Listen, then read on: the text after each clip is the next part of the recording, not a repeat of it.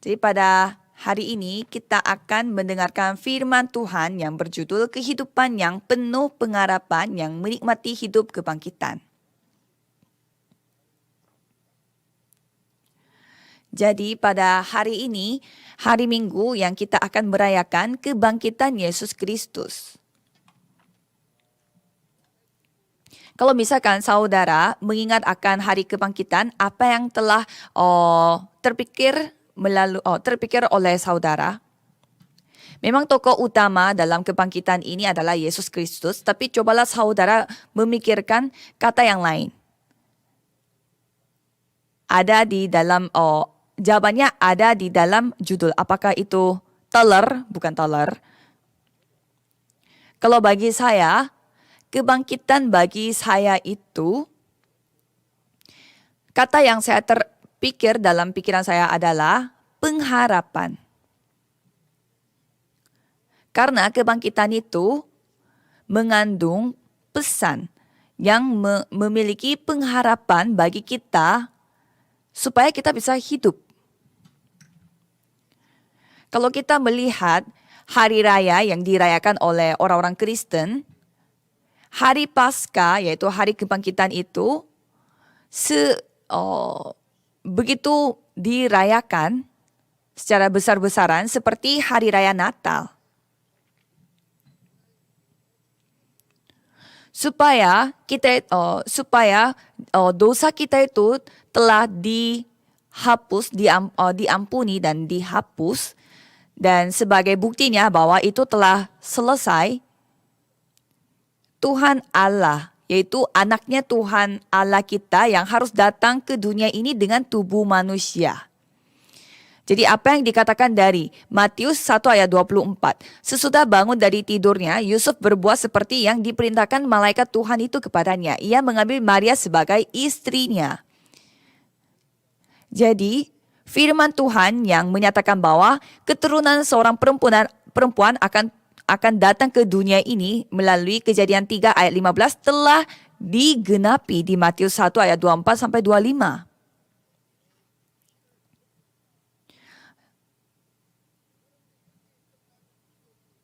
Jadi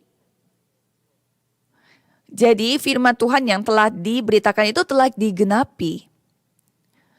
Oleh karena itu, sesuai dengan penggenapan firman Tuhan, anak Tuhan Allah yang telah datang dengan tubuh manusia, itu Yesus, dan kita merayakan hari kelahiran Yesus itu adalah hari Natal.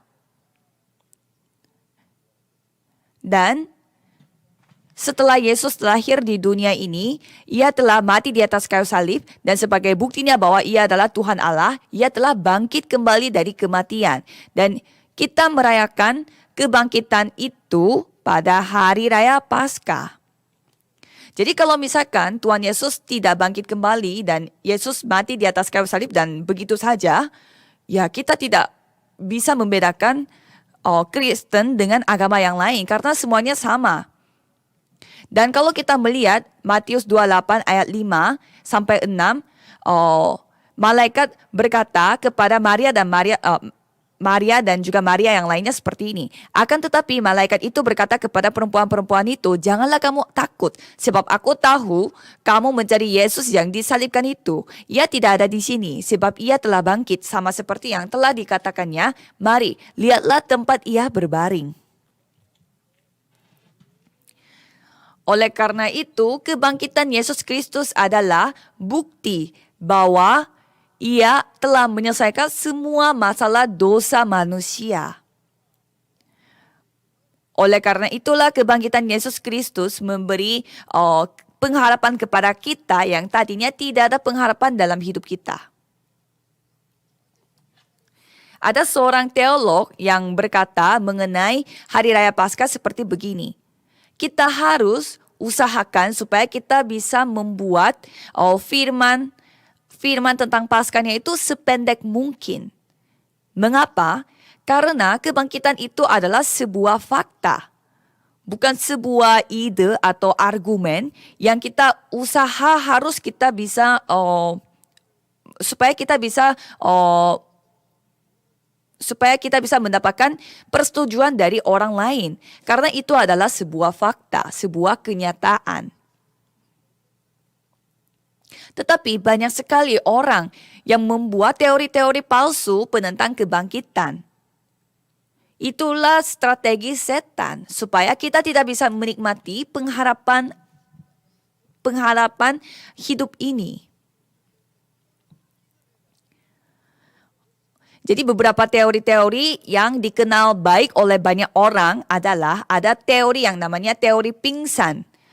Itu artinya teori yang mengatakan bahwa Yesus itu bukannya mati di atas kayu salib, tetapi dia hanyalah pingsan. Sehingga pada saat ia berbaring di tempat kuburan, dia ya kembali lagi karena dia kembali lagi dia kayak dipulihkan lagi. Jadi dia bukan mati tapi hanya pingsan.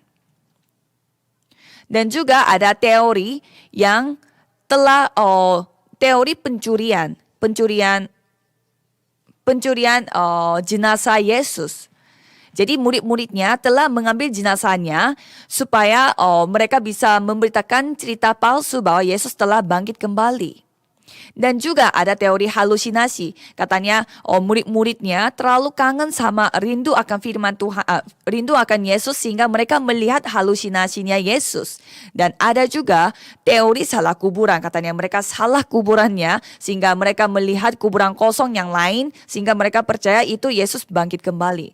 Dan ada juga Yesus tidak pernah taruh di dalam kuburan sehingga mereka memakai teori pengganti atau teori mitos, teori dusta dan lain-lain. Tetapi malah teori-teori seperti ini memberi argumen bahwa mereka berusaha sekali untuk menutupi kenyataan. Jadi kita tidak boleh tertipu. Kalau kita melihat firman hari ini, jadi Rasul Petrus itu memberi surat kepada para rasul-rasul lainnya yang ada di daerah Pontus, Galatia, Kapadokia, Asia Kecil, dan Bitinia.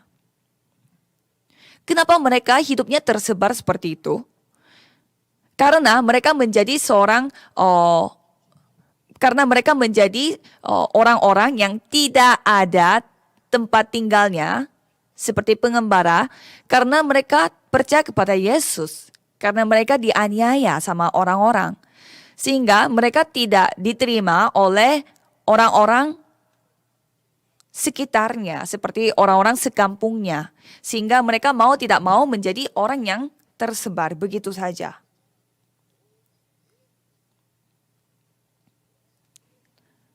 Dan pada saat Petrus menulis surat ini, itu adalah zaman di mana penganiayaan di negara Roma itu begitu parah.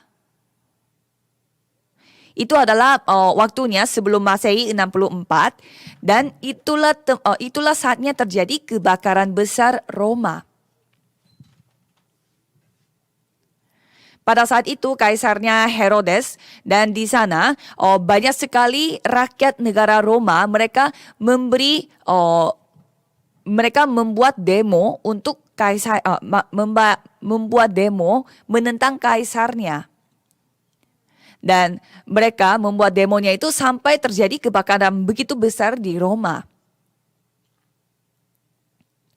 Tetapi kaisar itu mencari suatu hal untuk menjadikan kambing hitamnya atas semua penganiayaan dan juga demo yang terjadi pada zaman itu. Oleh karena itu, kaisar menjadikan orang-orang Kristen, yaitu orang-orang Kristen, untuk menjadi penyebab atas segala masalah dan demo ini. Sehingga Petrus mengalami begitu banyak penganiayaan bersama dengan rasul-rasul yang lainnya. Tetapi kami percaya bahwa kita melampaui semua penganiayaan itu, tetapi kita bisa mendapatkan pengharapan yang datang dari Tuhan Allah. Subjudul pertama adalah dasar hidup yang penuh pengharapan. Coba kita baca ayat 3-4. Terpujilah Allah dan Bapa Tuhan kita Yesus Kristus, yang karena rahmat-Nya yang besar telah melahirkan kita kembali oleh kebangkitan Yesus Kristus dari antara orang mati, kepada suatu hidup yang penuh pengharapan, untuk menerima suatu bagian yang tidak dapat binasa, yang tidak dapat cemar, dan yang tidak dapat layu, yang tersimpan di sorga bagi kamu. Kalau kita melihat Petrus, ia menegaskan apa intisari, apa penyebab utamanya kita hidup dengan pengharapan. Tadinya kita harus mati dalam binasa karena dosa yang dilakukan oleh Adam pada Kejadian pasal 3. Jadi seharusnya kita menikmati hidup dan berkat yang kekal bersama dengan Tuhan Allah, tetapi kehidupan kita berubah begitu sekejap hanya karena dosanya Adam itu, dan telah meninggalkan Tuhan Allah dan menderita dengan masalah-masalah rohani, sehingga kita akan pergi ke jalan binasa, di mana setelah kita mati kita akan pergi ke neraka. Jadi manusia sendiri tidak bisa keluar dari masalah kutukan ini, masalah dosa ini. Oleh karena itu Tuhan yang penuh kasih telah memberi penyelesaian atas masalah tersebut melalui Yesus Kristus, supaya kita diberikan pengharapan baru. Jadi rahmat-Nya yang begitu besar itu telah diberikan kepada kita yang seharusnya jatuh di dalam kutukan. Jadi rahmat yang datang dari Tuhan Allah itu telah diberikan kepada kita melalui kematian Yesus dan kebangkitan Yesus. Jadi orang-orang yang memiliki iman kebangkitan ini, iman atas kebangkitan Yesus ini, tidak ada kutukan, tidak ada maut, tidak ada masalah dosa.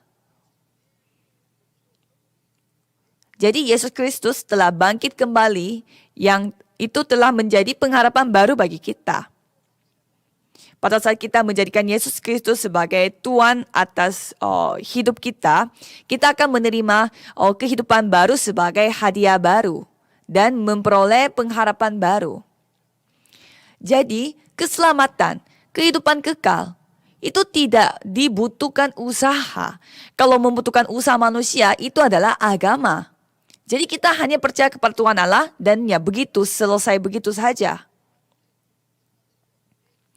Karena yang miliki hidup kita adalah Tuhan Yesus. Kehidupan kita, seluruh hidup kita dimiliki oleh Yesus Kristus. Jadi tidak perlu memakai usaha manusia. Oleh karena itu, kalau kita melihat anggota jemaat mula-mula di Alkitab, mereka tidak takut akan apapun. Karena yang bertanggung jawab atas hidup mereka adalah hanya Tuhan Allah. Kerajaan Tuhan Allah selalu bersama dengan mereka.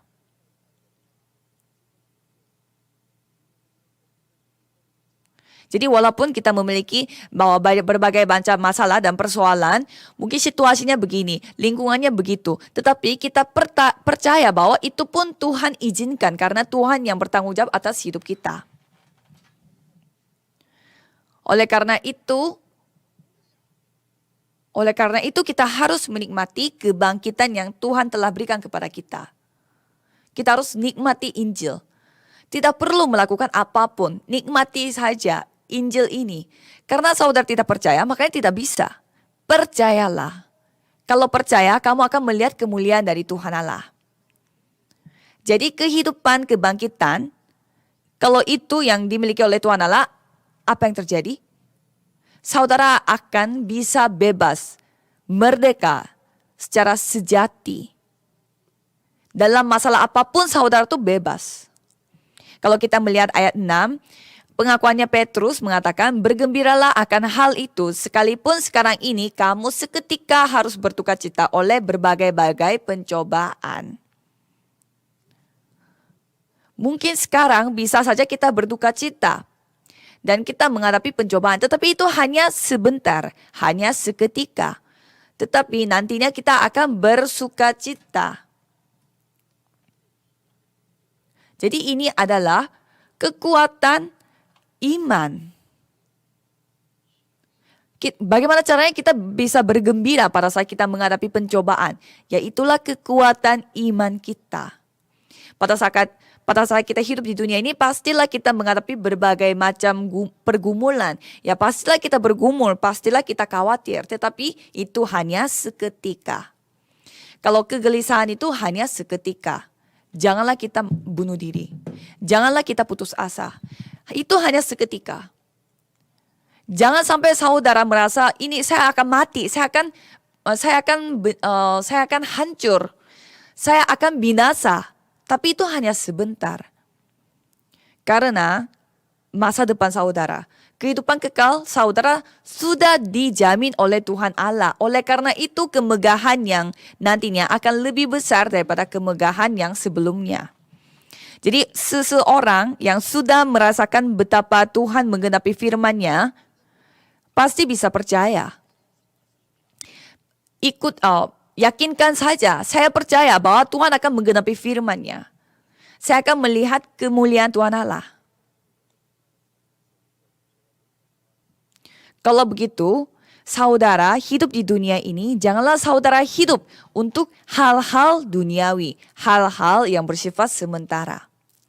Janganlah saudara bingung dengan hal-hal yang terlihat di mata. Orang yang memiliki pengharapan hidup, dia selalu mencari rencana Tuhan. Dia tidak peduli dengan standar hidupnya dia. Dia tidak peduli dengan level hidupnya dia. Tetapi ia hanya fokus kepada rencana Tuhan. Orang yang seperti itu bisa bergembira dengan sepenuh hati. Ya kadang kita ada saat-saatnya kita tidak mau makan, tidak mau tidur, tidak bisa melakukan apa-apa. Pada saat itu, pada saat tidak ada pengharapan apapun, pada saat tidak ada hal yang kita bisa andalkan, pada saat itulah percayalah kepada Tuhan Allah. Jadi hancurkanlah manusia yang sudah lama, tetapi fokuslah kepada manusia yang baru, manusia yang sudah dilahirkan kembali secara Roh Kudus.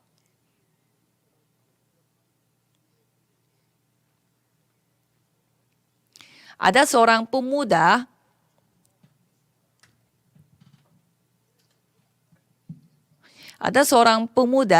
di negara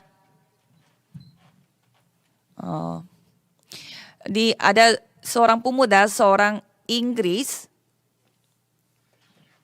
yang bernama Edward Mott.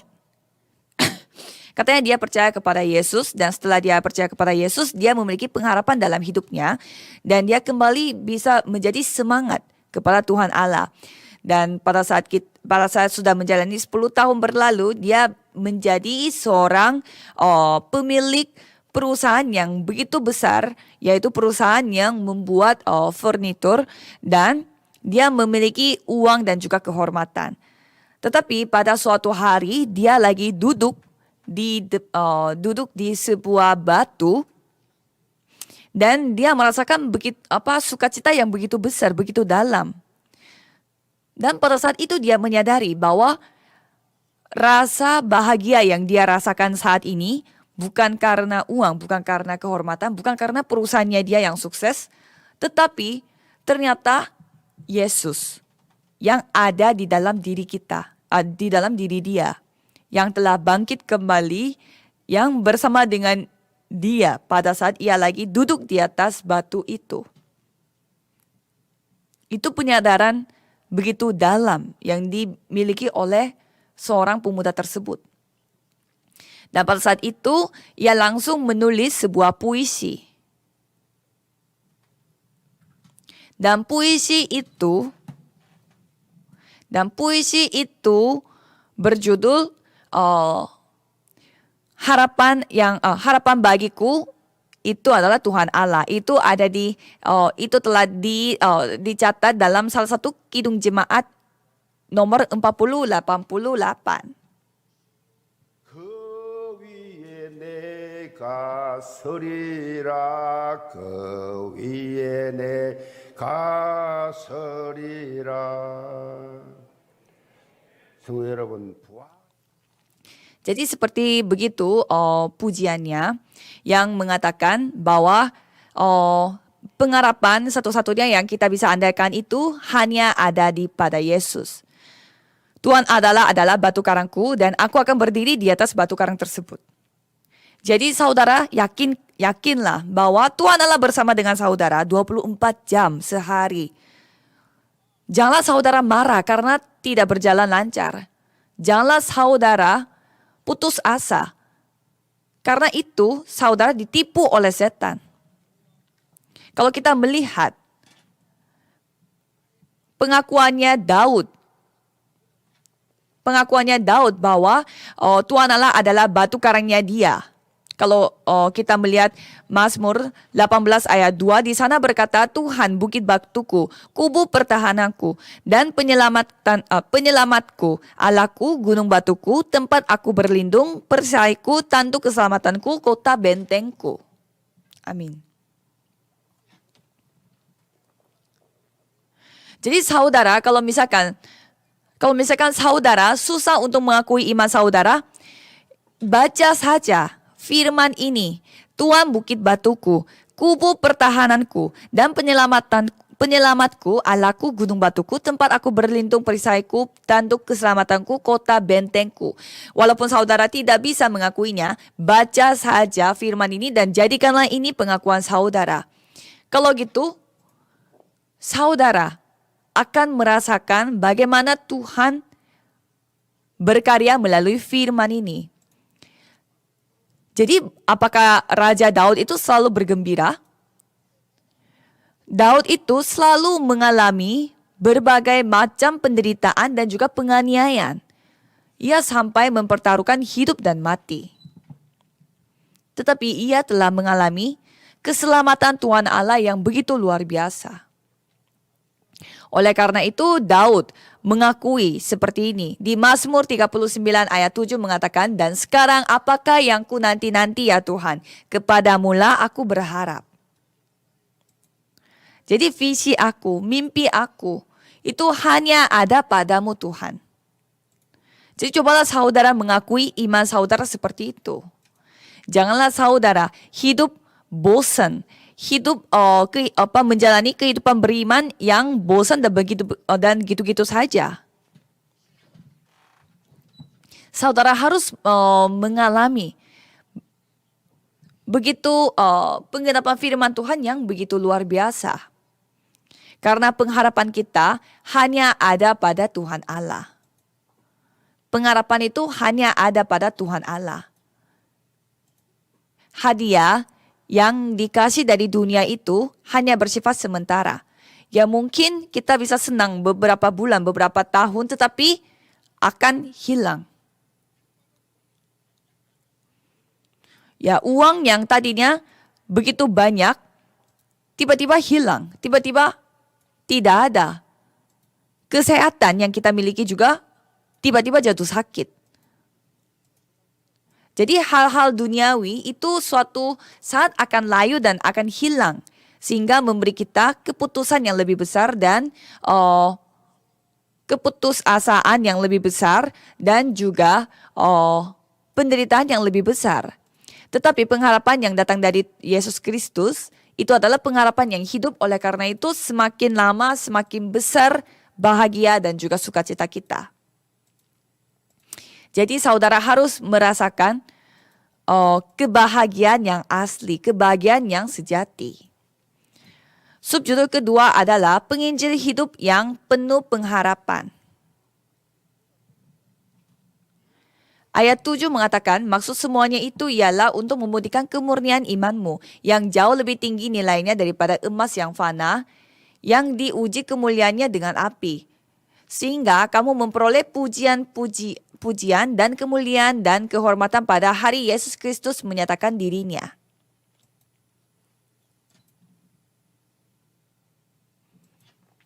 Jadi inilah iman yang dimiliki oleh orang yang percaya. Seperti emas, bagai emas.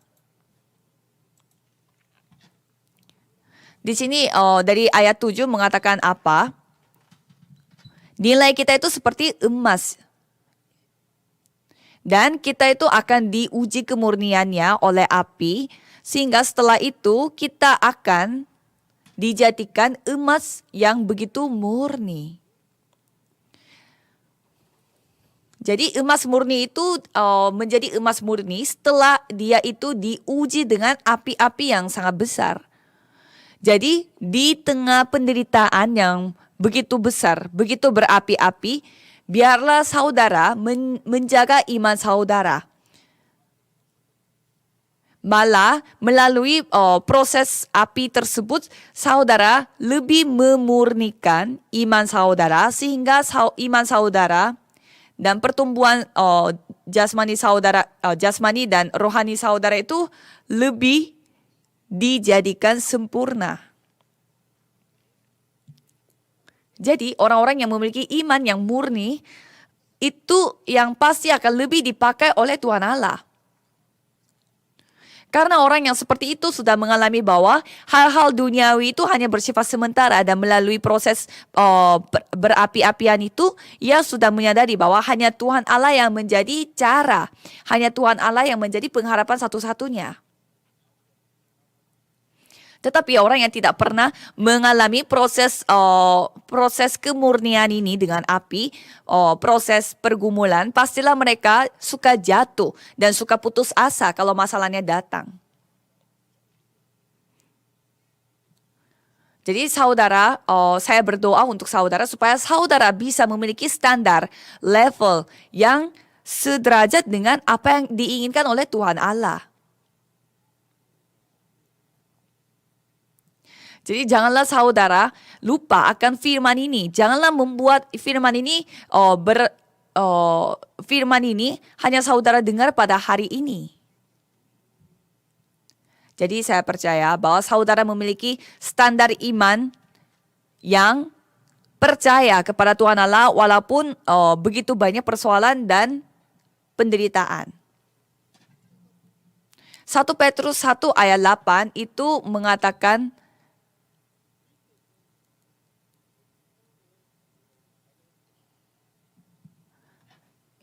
jadi 1 Petrus 1 ayat 8 dan 9 mengatakan, karena kamu telah mencapai tujuan imanmu, yaitu keselamatan jiwamu.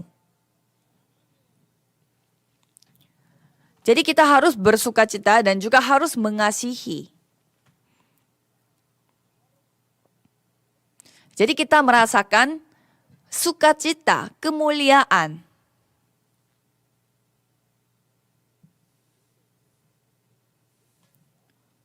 Jadi orang yang menjalani kehidupan beriman,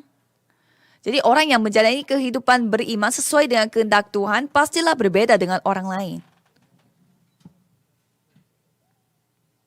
Kalau orang yang suka terjebak dalam hal-hal duniawi, mereka suka menyalahkan orang lain. Karena ini, karena itu, karena uang, karena tidak ada uang saya begini. Karena tidak ada kehormatan saya begini. Tetapi bagi orang yang percaya kepada Tuhan Allah, ia selalu menghidupkan orang-orang dan juga lingkungan. Kita bisa melihatnya. Jadi apa yang harus kita lakukan? Pada hari Minggu kebangkitan Yesus, apa yang kita harus lakukan? Apakah kita masih perlu uang? Apakah kita masih perlu kesuksesan anak kita? Apakah kita masih dipenuhi dengan kekhawatiran dunia dan kegelisahan akan masa depan? Kalau kita sudah memperoleh iman kebangkitan, kita berada di dalam Yesus Kristus. Cobalah fokus kepada orang-orang di luar sana yang masih ditipu oleh setan, tidak percaya kepada Yesus, tidak tahu Yesus Kristus. Kita harus memberitakan Injil ini kepada orang-orang yang tidak memiliki iman keselamatan ini, iman kehidupan ini, iman pengharapan ini. Kalau kita melihat 1 Petrus 3 ayat 15 di sana mengatakan, tetapi kuduskanlah Kristus di dalam hatimu sebagai Tuhan dan siap sedialah pada segala waktu untuk memberi pertanggungan jawab kepada tiap-tiap orang yang meminta pertanggungan jawab dari kamu tentang pengharapan yang ada padamu, tetapi haruslah dengan lemah lembut dan hormat.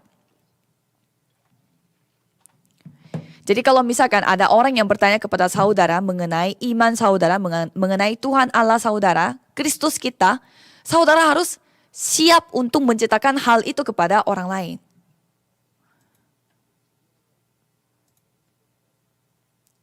Jadi saudara harus mengubah diri saudara secara rohani. Jadi saya mendapatkan laporan dari tim Youth Gereja Yewon.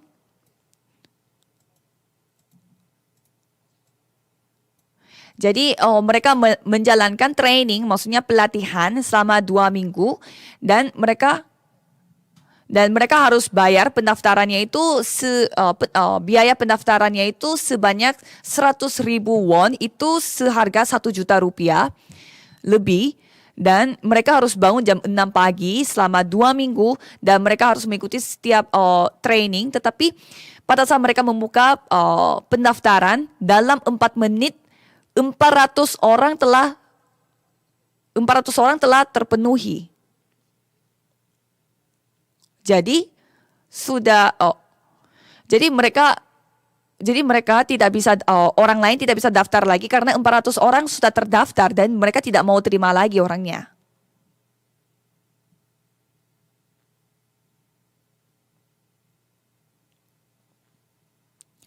Jadi saudara, kita berusaha untuk mengubah natur kita, untuk mengubah kebiasaan kita itu sangatlah susah.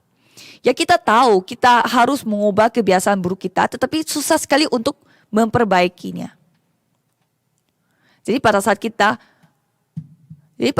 melihat hati kita, melihat hati orang lain, pastilah jarang sekali memiliki hati yang subur. Pasti hati yang penuh dengan batu-batu dan juga duri-duri.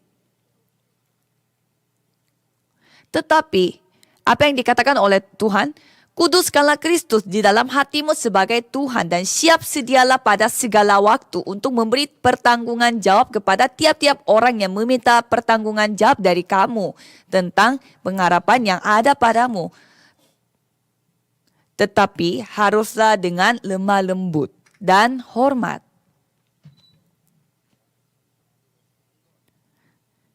Jadi, janganlah saudara berusaha untuk mengubah diri saudara. Fokus aja kepada firman Tuhan Allah. Kalau gitu Tuhan Allah yang akan memberi kita kekuatan, kemampuan. Jadi kita harus fokus kepada 3 hari ini. 3 hari ini, maksudnya firman hari ini, doa hari ini, dan penginjilan hari ini.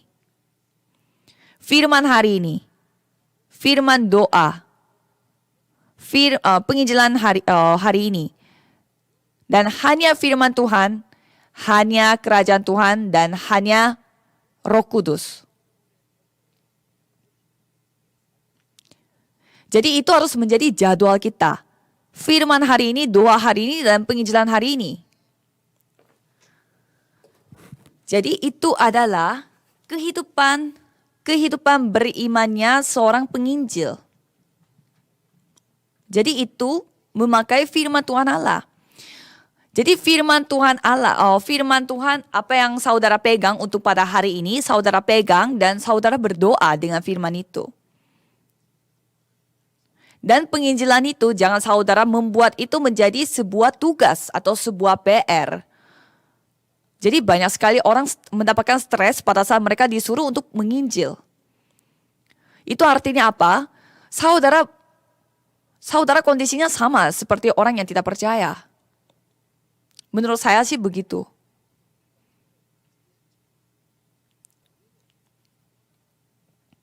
Jadi saudara sedang dilihat oleh orang-orang sekitar saudara. Keluarga saudara. Jadi penginjilan itu bukannya sebuah kesaksian bahwa saudara telah mendapatkan sebuah mujizat. Saudara hanya menyaksikan bagaimana Tuhan menjawab doa saudara kepada orang-orang sekitar. Dan saudara hidup sebagai seorang saksi atas penggenapan firman Tuhan itu. Itu adalah yang paling dasar bagi diri kita. Tetapi dasar aja tidak punya. Semua orang tidak punya dasar. Ya karena dasarnya tidak ada, sehingga yang lain pun tidak bisa.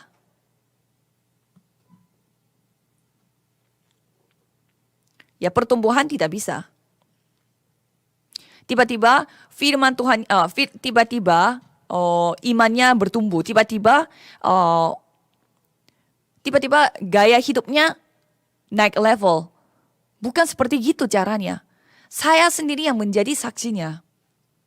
Apakah saya berdiri di tempat ini karena saya pintar, karena saya punya kemampuan rohani yang luar biasa? Bukan. Saya hanya berdiri di tempat ini hanya sebagai saksi. Markus 3 ayat 13 berkata bahwa kemudian naiklah Yesus ke atas bukit. Ia memanggil orang-orang yang dikehendakinya dan mereka pun datang kepadanya. Ia menetapkan 12 orang untuk menyertai dia dan untuk diutusnya memberitakan Injil. Dan diberinya kuasa untuk mengusir setan. Jadi Tuhan menunjukkan bagaimana Tuhan berkarya hanya melalui firman Tuhan. Jadi itu adalah firman hari ini. Dan seperti kebiasaan Tuhan Yesus menunjukkan bagaimana caranya berdoa. Itu adalah doa hari ini. Dan apa yang dikatakan? Apa yang dikatakan pada ayat 14, untuk diutusnya memberitakan Injil. Jadi itu adalah penginjilan hari ini. Jadi pada saat firman Tuhan teraplikasi pada kehidupan kita sehari-hari, pastilah kita akan berdoa. Dan pada saat kita membagi firman Tuhan ini kepada orang lain, itu adalah penginjilan. Jadi saya percaya bahwa seluruh anggota Jemaat Gereja Yewon melampaui lingkungan saudara, situasi saudara, dan kondisi saudara, tetapi tetapi fokus pada menikmati pengharapan yang sejati. Dan ada seorang teolog yang begitu terkenal bernama Eugene Peterson, dan katanya ia membedakan antara hari raya Natal dan hari raya Paskah pada zaman sekarang. Dan apa yang dikatakan oleh dia adalah pada zaman ini hari raya Natal itu masih hidup, tetapi hari raya Paskah mereka dalam kondisi mati secara total karena mereka gagal untuk menarik perhatian orang-orang. Jadi mengapa seorang teolog yang bernama Eugene Peterson menjelaskan hari raya Paskah itu seburuk ini? Karena banyak sekali orang Kristen mereka mengatakan mereka percaya akan kebangkitan Yesus, tapi dalam kehidupan mereka sehari-hari mereka tidak bisa menikmati kehidupan beriman yang sudah bangkit kembali. Mereka hanya percaya bahwa kebangkitan itu suatu hal yang terjadi pada saat mereka sudah mati.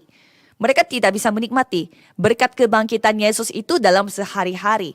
Jadi buktinya apa yang terjadi? Ya mereka tidak ada kekuatan untuk membuat sebuah gerakan, untuk membuat sebuah kehidupan yang kembali lagi pada orang-orang sekitarnya dia. Jadi yang penting itu hari ini, pada saat ini, sekarang juga. Tetapi saudara fokusnya pada hal yang lain. Jadi Tuhan yang hidup, Yesus yang sudah bangkit ada di mana? Bukannya ada di atas.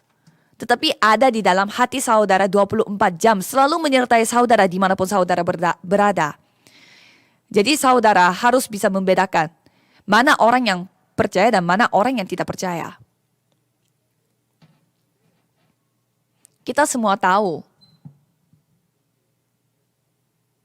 Jadi kita semua pada tahu orang yang memiliki kekuatan. Orang yang memiliki kekuatan rohani. Mereka bisa semangat dalam segala hal. Tetapi kalau orang yang tidak memiliki kekuatan rohani, mereka itu tidak berdaya dalam segala hal. Walaupun mereka berusaha, mereka tidak bisa. Jadi mereka hidupnya sangat loyo dan tidak bisa melakukan apa-apa. Hancur. Dan mereka jatuh. Terjebak dalam masalah mereka. Lingkungan mereka. Pada zaman sekarang, saudara jangan terbawa oleh suasana seperti ini. Masa Yesus yang sudah bangkit kembali tidak bisa mengalahkan COVID-19. Menurut saudara, Tuhan Allah kalah sama dunia? Kalau kita melihat seekor salmon ini dia melawan arus. Jadi kita harus memiliki kehidupan beriman seperti ya seekor salmon ini melawan arus dunia. Kita harus menghadapi. Jangan mencari alasan, jangan menghindari, jangan kabur. Kita harus melawan. Semakin kita melawan arus dunia ini, arus laut ini, saudara akan menunjukkan bagaimana Tuhan berkarya dalam hidup saudara. Jadi, pada hari Minggu, saudara harus merasakan kebangkitan Yesus. Bukannya hari ini saja, setiap minggu saudara merasakan rasa syukur atas kebangkitan Yesus dan rasa syukur atas keselamatan yang Tuhan kasih. Jadi setiap minggu saudara fokus mendengarkan firman Tuhan yang saudara akan pakai untuk kehidupan sehari-hari pada satu minggu yang akan datang.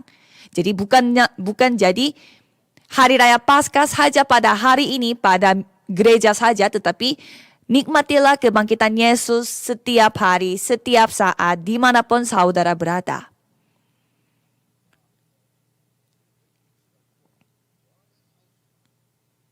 Jadi,